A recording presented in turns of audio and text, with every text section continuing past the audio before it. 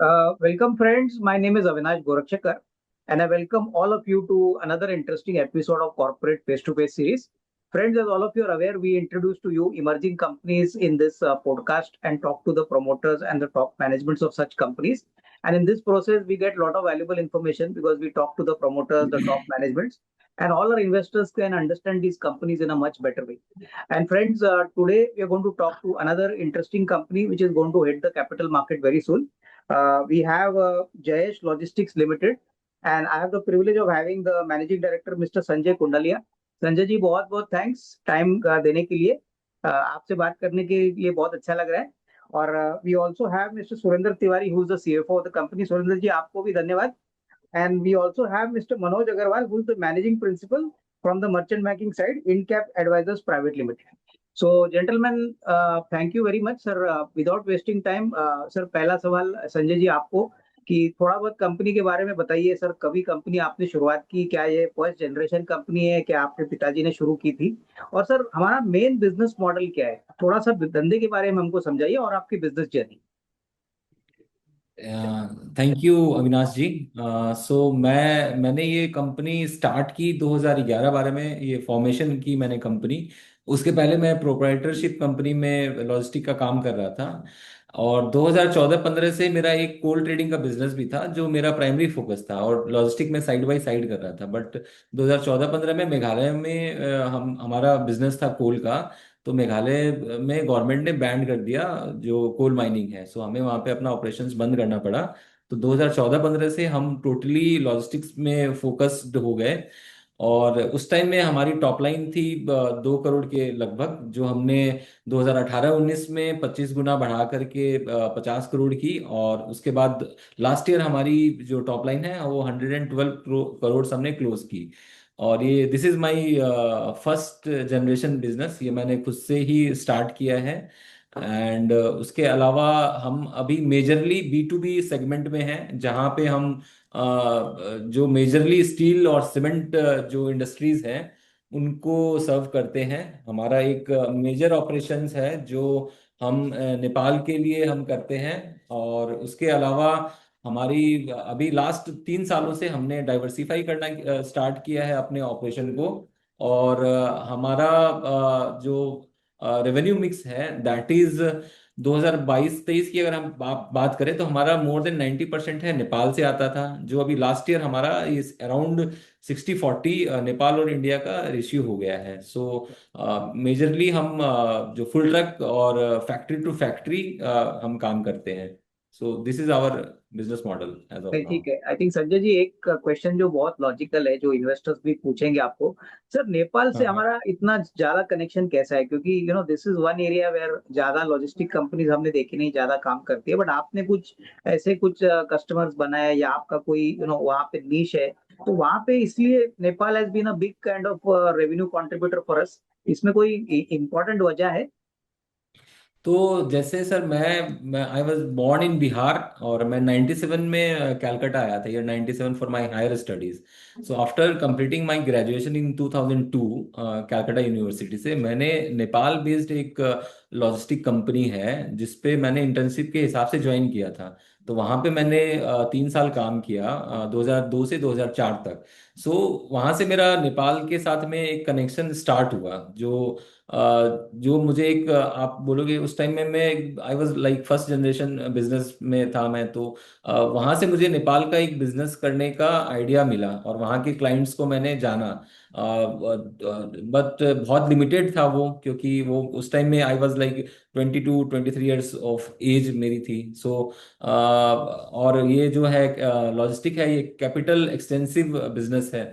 सो इसको ग्रो करने में मुझे ये टाइम लगा। बट जो मैंने 3 साल इंटर्नशिप की वो मेरे को नेपाल का कनेक्ट उसने मुझे दिया। नहीं नहीं, बिल्कुल. आई थिंक बहुत अच्छा स्टार्ट। आपने आंसर दिया. संजय जी, हमारा बिजनेस मॉडल में हमारा जो फ्लीट साइज है, मैं देख रहा था कि करीबन 95 ट्रक्स अपने खुद के हैं, बाकी हम रेंटल पे लेते हैं. तो सर ये मॉडल आने वाले 2-3 साल में आपको क्या लगता है, क्योंकि नॉर्मली जो ओन्ड फ्लीट होती है वहां पे तो कंट्रोल ज्यादा होता है, हालांकि आपका भी परफॉर्मेंस काफी अच्छा है with this business model, but आगे अगर हम नजरिया देखें तो sir, are you planning to also increase the fleet size? क्योंकि मैं देख रहा था आपका रेंटल जो करीबन 23-2400 गाड़ियों के साथ काम होता है, अपने खुद के 95 व्हीकल्स है। तो आगे चल के सर ये मॉडल ऐसा ही रहेगा या इसमें थोड़ा सा हम फ्लीट ओनरशिप के ऊपर भी फोकस करेंगे? नहीं सर, हमारा जो टारगेट है आने वाले समय में भी वो एक मिक्स रेवेन्यू रहेगा। क्योंकि अगर आप सारा बिजनेस खुद की फ्लीट से करते हो तो कहीं ना कहीं अगर आपका मार्केट स्लो डाउन होता है या लेट से किसी क्लाइंट का बिजनेस आपका जाता है तो आपका जो ओन फ्लीट है वो तो काफी हाई फिक्स्ड कॉस्ट वाला मॉडल है। सो हम हमेशा इसको मिक्स ही रखेंगे सो दैट कि हम उस रिस्क को मिटिगेट कर सकें।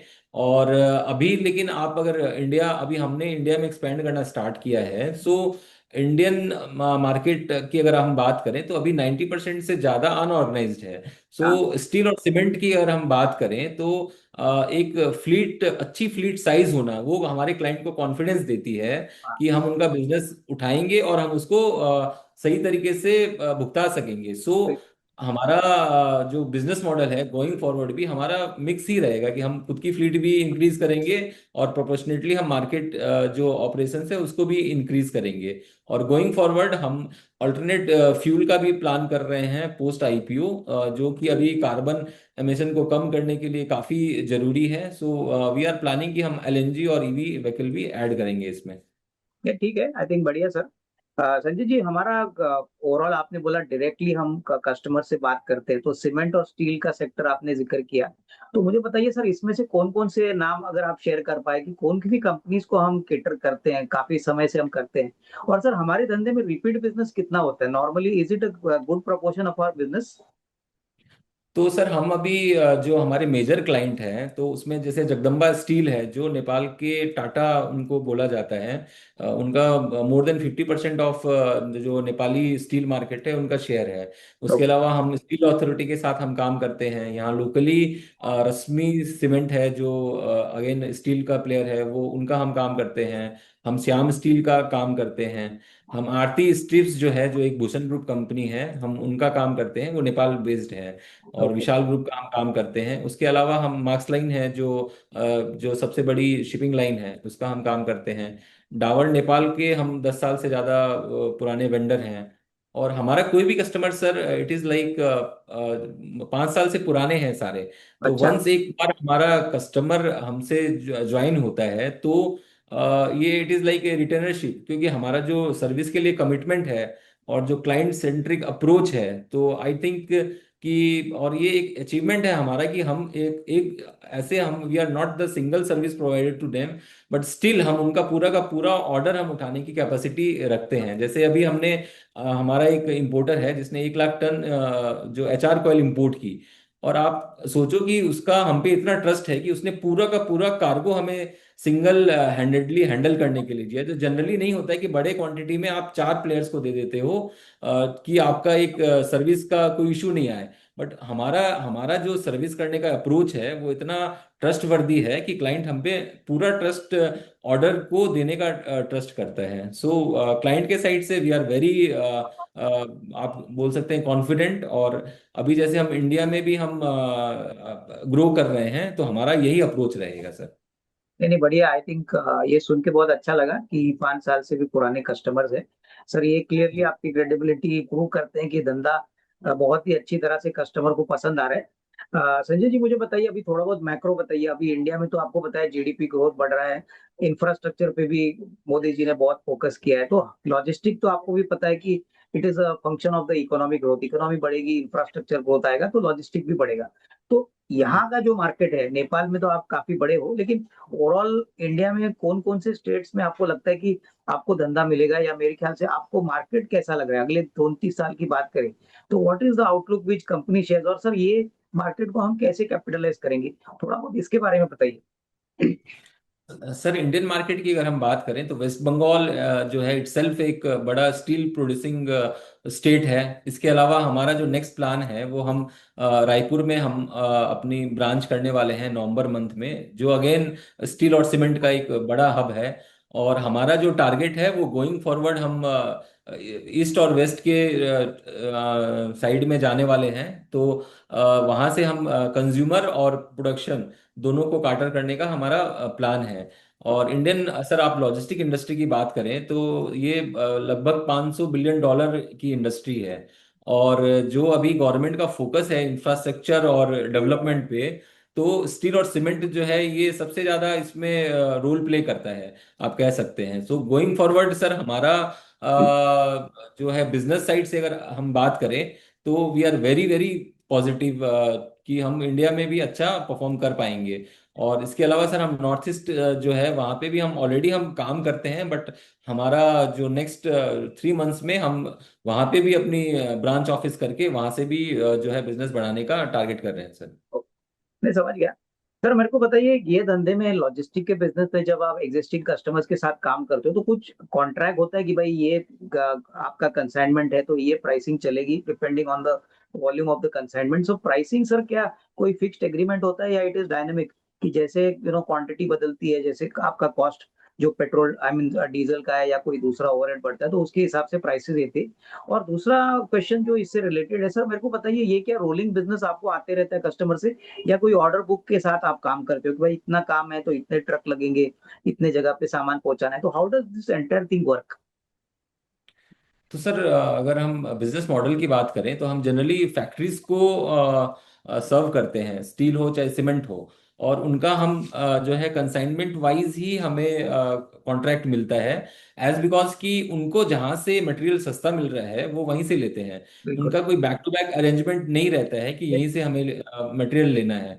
तो हम कंसाइनमेंट वाइज ही हम कॉन्ट्रैक्ट करते हैं। बस एज बिकॉज कि हम फैक्ट्री के लिए काम कर रहे हैं, उनका एक सर्टेन लेवल ऑफ प्रोडक्शन है जो उनको मेंटेन करना ही है। तो अगर वो लेट से अभी दुर्गापुर से ले रहे हैं और अगर उनकी जो इकोनॉमी है वो उड़ीसा से बैठ रही है तो उड़ीसा से लेंगे। तो कहीं ना कहीं हमें बिजनेस जो है वो सिक्योर्ड रहता है। रेट की बात करें अगर हम सर, तो हम कंसाइनमेंट वाइज रेट फिक्स करते हैं। और जो फ्यूल का फ्लक्चुएशन होता है वो हमारा एक क्लॉज रहता है उसमें कि एक बियॉन्ड एक सर्टेन लेवल अगर वो बढ़ता है तो उसका हमें वो रेट का बेनिफिट मिलता है। अदरवाइज अभी लास्ट हम अगर 3-4 साल की बात करें तो इतना ज्यादा फ्लक्चुएशन है नहीं सर फ्यूल बिल्कुल। में। तो बहुत ज्यादा चैलेंज नहीं आता है उसमें। नहीं, सब समझा। तो बेसिकली आपका जो फिक्स्ड कॉस्ट होते हैं वो कवर होते हैं, और फ्यूल भी आपने बोला आफ्टर पर्टिकुलर लेवल वो कस्टमर भी मान लेता है कि भाई उसमें थोड़ी बढ़ोतरी हाँ हो जाएगी। सर जी मेरे सर। को बताइए कि हमने इतने सालों तक धंधा किया, आपने एक कंपनी शुरू की है सर, हर कस्टमर को वैल्यू एडिशन चाहिए होता है, सर्विस अच्छी चाहिए होती है, तो सर बैलेंस शीट में तो नंबर्स आते हैं, but if we go out of the balance sheet sir, qualitative terms में दो तीन चीजें हमको बताइए जो आपने आपके हिसाब से आपने अच्छा काम किया है और उसीलिए 5 साल से आपने बोला कि रिपीट बिजनेस है। तो sir 2-3 qualitative points if you can share for us कि how are we better compare to others, और हम इसको क्यों इंपॉर्टेंट मानते हैं? तो सर जैसे हम बात करें कि जैसे हम नेपाल सेगमेंट की अगर हम बात करें तो नेपाल में हमारे जो कंपटीटर हैं वो किसी के पास में भी इतनी बड़ी फ्लीट नहीं है। ये सिंपल है एक फ्लीट को मेंटेन करना कि आप एक फ्लीट, आपके पास खुद की गाड़ी ही तो है, तो इसमें कोई रॉकेट साइंस तो नहीं है। बट हमारे कस्टमर के हिसाब से जो हम उनको सर्विस की डिलीवरेबिलिटी दे पाते हैं वो उनका कॉन्फिडेंस बहुत हाई करता है। तो ये हमें एक जो अपने कंपटीटर है उससे अलग खड़ा करता है। उसके अलावा जो हमारा टेक्नोलॉजी के लिए जो अडेप्शन है, जैसे हम ऑलरेडी 5 साल से हम ईआरपी यूज कर रहे हैं। अभी हम अपना इन हाउस जो स्मार्ट सिस्टम बना रहे हैं जो हम already we are giving tracking to our customer. और हम अभी उसके टेस्टिंग वर्जन पे हैं कि हम नेक्स्ट कपल ऑफ मंथ्स में हम क्लाइंट को ऑनलाइन बुकिंग का प्लेटफॉर्म देने वाले हैं जहां पे वो गाड़ी बुक करने के साथ ही उसकी लोकेशन को वो चेक कर पाएगा कि वो जो गाड़ी है उसकी कहाँ पे है वो और वो कब पहुंचने वाली है। जो एक आपको ये बहुत मतलब बहुत कोई बड़ा कुछ नहीं है, बट क्या है ना कि ये एक जो रेगुलरली कस्टमर फेस करता है कि ट्रांसपोर्टर ने उनको बोल दिया कि ये गाड़ी नंबर है, ये हम कल लगाने वाले हैं, बट ही डोंट नो कि यार वो एक्चुअली गाड़ी है कहाँ, वो बिल्कुल। पहुंच पाएगी कि नहीं पहुंच बिल्कुल। पाएगी। तो ये हम एक ट्रांसपेरेंसी के हिसाब से एक विजिबिलिटी देना चाहते हैं कस्टमर को। सो this is one of the idea. और इस तरह के बहुत सारे हमारे अप्रोच है जो हम फेज वाइज हम इंट्रोड्यूस करेंगे to better serve our customer sir. नहीं नहीं, आई थिंक बहुत अच्छा आपने बताया। सुरेंद्र जी, आपको थोड़ा टाइम रुका है तो माफी चाहता हूँ। सर फाइनेंशियल क्वेश्चंस आपको पूछना चाहूंगा। सर मेरे को बताइए, FY अरे 20 बिल्कुल देख सर। रहा था, नंबर्स काफी अच्छे हैं सर। जी रेवेन्यू भी सर। आपका करीबन 100 कुछ 11 करोड़ हाँ, था। Profit after tax almost double हो चुका है सर, 7 करोड़, जो पिछले साल 3.16 करोड़ था। तो सर पहले एक बार मुझे बताइए कि मोटा मोटी सर ये क्या वजह थी, वॉल्यूम ज्यादा बढ़ गया या आपको रियलाइजेशन अच्छे मिले? सर दो तीन वजह तो होंगी जो आप शेयर कर पाए हमारे व्यूअर्स को कि प्रॉफिटेबिलिटी में इतना डबलिंग कैसे हो गया। Thank you sir. जी, तो basically it's a hard work of the management, their foresightedness, इन सारी चीजों का मिक्स है। 2023 में एक बड़ा लॉट ट्रक का हमने खरीदा, 40 ट्रक्स हमने एक साल में खरीदे। और उसके पहले हमने जो किया था, 7-8 साल से छोटे छोटे एक्विजिशन थे, वो सबसे बड़ा एक्विजिशन था 40 ट्रक्स का। तो जैसे हमारी इनफ्लीट 95 की हुई, तो 24 25 ये 2 सालों में उसका असर आपको दिखा कि हमारी कैपेसिटी बढ़ी, हम हाई मार्जिन बिजनेस एक्वायर कर पाए, और इन हाउस फ्लीट होने की वजह से हम बिजनेस वॉल्यूम को बढ़ा पाए और मार्जिन को कंट्रोल कर पाए। जैसा कि आप इंडस्ट्री के एक्सपर्ट है, आप जानते हैं कि मार्केट से अगर हम हायर फ्लीट लेते हैं तो बहुत थिन मार्जिन रहता है। बिल्कुल। तो जैसे ही हमारा मिक्स बढ़ा, पहले हमारा उसके पहले 3 साल 4 साल पहले का सिचुएशन ये था कि हायर्ड फ्लीट 70%, 72% से ज्यादा था, ओन हम्म। फ्लीट कम था। अब धीरे धीरे वो पूरा रिवर्स हो गया है, जहां पे ओन फ्लीट का परसेंटेज बहुत डोमिनेटिंग पर है। तो इसने हेल्प किया, एक तो वॉल्यूम ग्रोथ में, दूसरा प्रॉफिट मार्जिन में। तो तीसरा, हमने जो एक और नॉन फ्रेट सेगमेंट चालू किया पिछले 2 वर्षों में, उसमें हमने देखा कि हमारे क्लाइंट को, एग्जिस्टिंग क्लाइंट को कई दिक्कतें आ रही है कभी, क्योंकि हमारा कोर एरिया तो रोड ट्रांसपोर्टेशन है, बट शिपिंग आई, जहाज टाइम पे लगी कि नहीं लगी, ट्रेन ट्रेन रैक उनके टाइम पे लगे कि नहीं लगे, तो एक डिमांड था अंडरलाइन, उसको हमने कैटर किया, और वहां देखा हमने कि उसको एक हाई मार्जिन लाइजनिंग और एक अच्छा सर्विस वैल्यू एडिशन हमारे क्लाइंट्स का था। वो डाइवर्सिफिकेशन से भी हमको एक अच्छा मार्जिन मिला। थर्ड, जब हम नेपाल से इंडिया मार्केट में आना शुरू किए लास्ट 2 इयर्स में, तो धीरे धीरे हम लोगों को ये लगा कि यहाँ का जो मार्जिन था वो भी थोड़ा हेल्प किया इसमें। तो it's a combination of all these three factors. नहीं ठीक है, आई थिंक बहुत अच्छी तरह से समझा आपने सुरेंद्र जी। मनोज जी, आपको अभी आईपीओ के ऊपर मुझे एक सवाल है, क्योंकि आप मर्चेंट बैंकर हो, तो सर हमको थोड़ा बताइए कि what is the plan, company कितना पैसा उठाएगी, किस ऑब्जेक्टिव से फंड्स यूटिलाइज करने वाले हैं? पहले आप बताइए, फिर संजय जी आप you can also comment. Company is expected to raise around 28 से 29 करोड़ रुपए के बीच में। हाँ। इनका मेजर ऑब्जेक्ट है 72 गाड़ीज का, वो पीछे का वो ट्रेलर लेंगे, और 11 करोड़ रुपया इन पर लगेगा for working capital requirement, because जैसे ही इनका धंधा बढ़ेगा तो इनको वर्किंग कैपिटल रिक्वायरमेंट बढ़ जाएगा। ठीक तो है। मेजर यही दो बड़ा खर्चा है। और बाकी तो इनका जैसे कुछ ये आईटी में कुछ डेवलपमेंट करेंगे और कुछ करेंगे, उसका खर्चा है। ठीक है। और सर संजय जी, अभी ये जो नई ट्रेलर की बात कर रहे हैं मनोज जी, ये सर मोटा मोटी कब तक पैसा पब्लिक इशू के आप आने के बाद sir, when are we expected that this comes to the company और ये ऑपरेशनल हो जाएंगी? कुछ मोटा मोटी अंदाजा अगर आप दे दो। तो सर जैसे ये ट्रक खरीदना एक पार्ट है सर, उसके बाद उसको ऑन रोड करना एक और पार्ट है, जिसमें ओके। हमें ड्राइवर्स ऑन रोड करने पड़ेंगे। तो गोइंग फॉरवर्ड हम एक्सपेक्ट कर रहे हैं कि 2 से 3 महीने में हम इन गाड़ियों को ऑन रोड कर पाएंगे। ओके। और इसका सर जैसे मनोज जी ने बताया, तो एक हमने एक पार्ट इसमें अपने सॉफ्टवेयर डेवलपमेंट के लिए भी रखा है, जो कि हमारी इन हाउस हम और ज़्यादा बेटर यूटिलाइज कर पाएं फ्लीट को, और उसके अलावा हम चीज़ों को बेहतर मैनेज कर पाएं, उसके लिए भी हम यूज़ कर रहे हैं सर। ठीक है, समझ।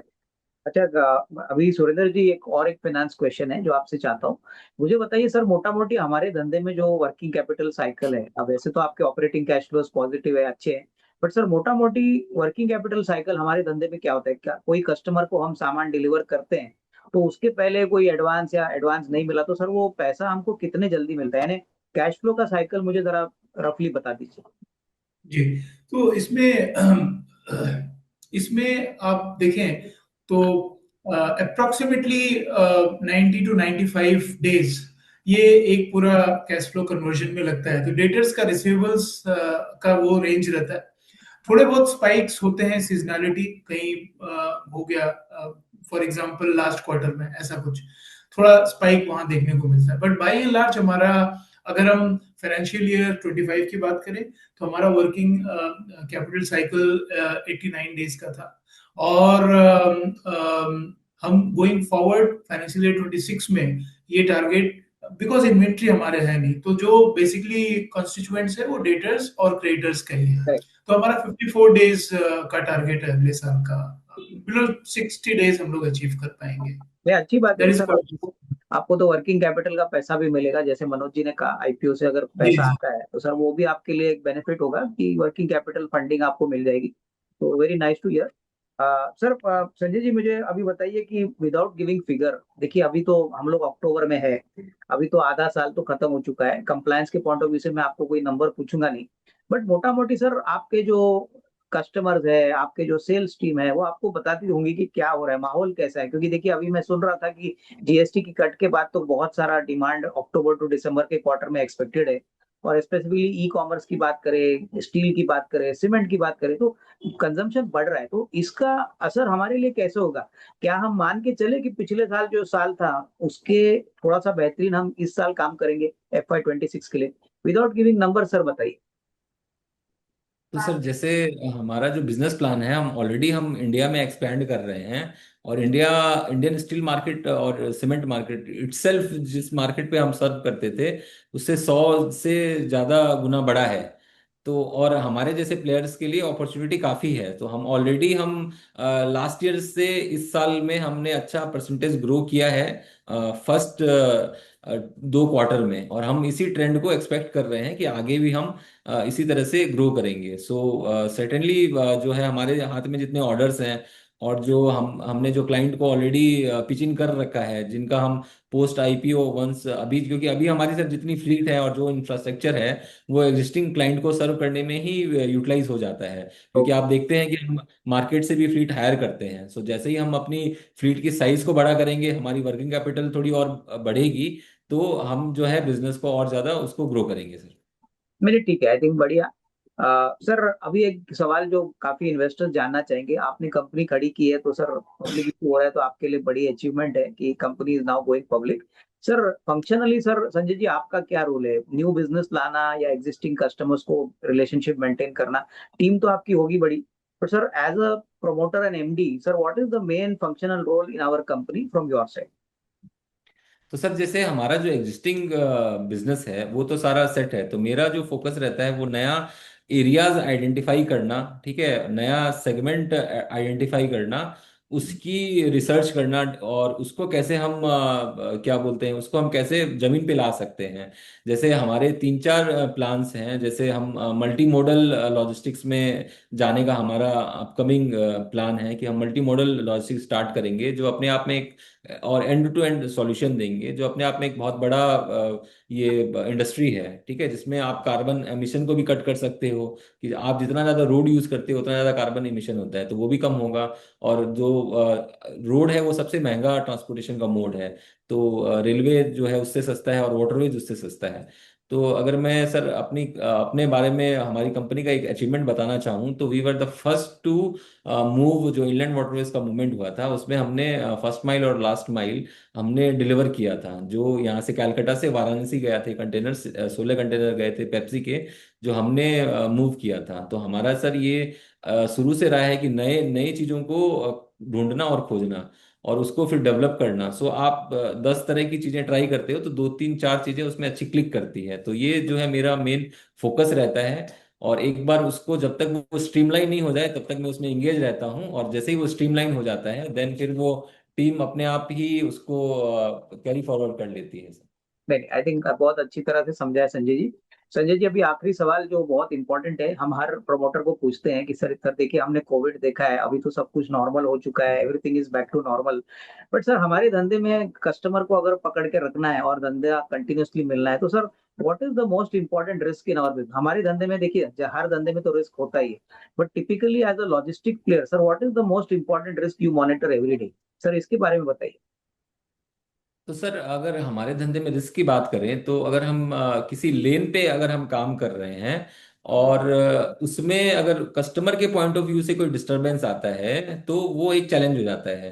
कि अगर समझिए कि कहीं पे उनकी एक सेटअप है जहाँ से वो ऑपरेट कर रहे हैं, उनका प्लांट है, और उस पे स्ट्राइक हो गई, अगर वो बंद हो गया तो उनका ऑपरेशंस हैम्पर होगा। तो हमें तुरंत वहां से गाड़ियां दूसरे लेन में मूव करनी पड़ती हैं। तो बिल्कुल। वो एक ट्रांजिशनल आप जो बोलेंगे वो एक रिस्क आ जाता है कि ओके। आपको एक ट्रांजिशन में रिस्क आएगा। और लेट से कि कभी किसी प्लांट का उनका इंटरनली कोई भी इशू रहा, उनको शट डाउन करना पड़ा, तो ये इस तरह के रिस्क हैं जो जनरली बिजनेस में रहते हैं। और उसके अलावा अभी अगर इंडियन इकोनॉमी की बात करें सर, तो ये ग्रोइंग फेज में है। तो और लॉजिस्टिक है, लॉजिस्टिक से ही सारा कुछ मूव होता है।